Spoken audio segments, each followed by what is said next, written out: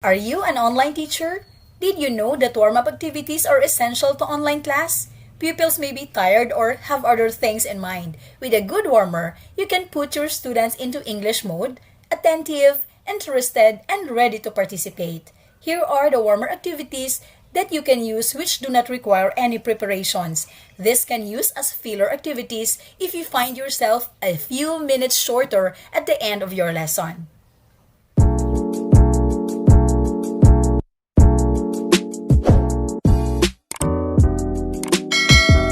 Number 1. Quick questions.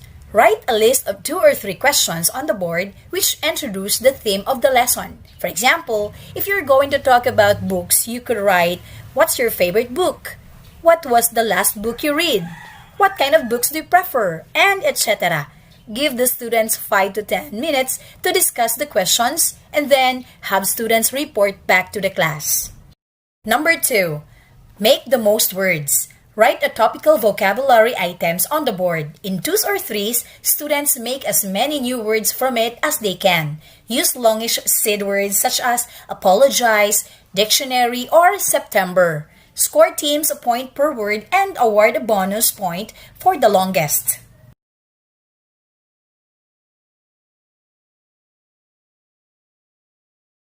Number 3.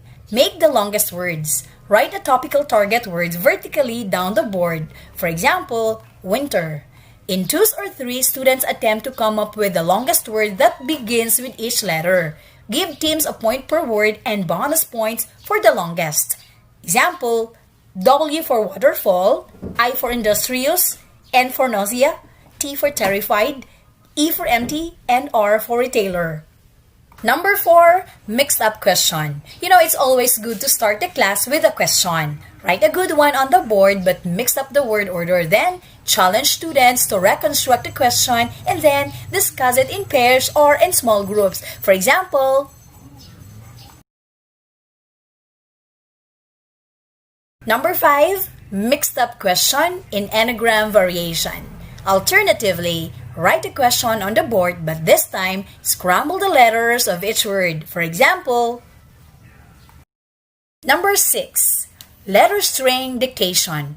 This is a great way to lead into the topic that you want to cover in the class and also serves as a simple activity to help students recognize letters of the alphabet. Think of a couple of questions for students to discuss in pairs or groups. Write the questions down and then dictate them as long string of letters. For example, after dictating the letter strings, students should attempt to form the questions and then discuss and report back to the class. Number 7. Word letters.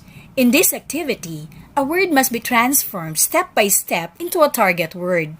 To illustrate the idea, write the word run on the board and explain that the target word is fit.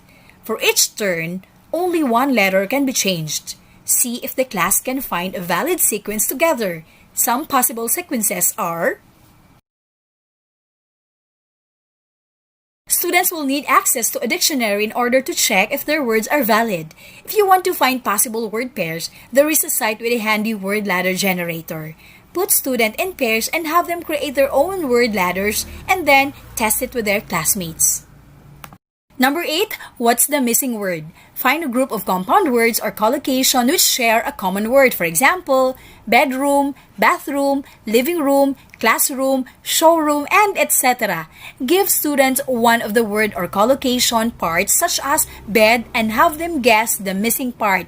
Add to the list writing bath, living, class, and etc. until they successfully guess the word. Here are some of the examples.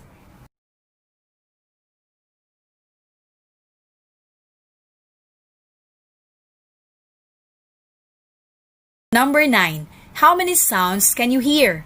Students sit in silence for 2 minutes and write down every sound that they hear. Let them compare their list with their neighbors before seeing who has the longest list. If you like this activity, try doing a guess the sound quiz.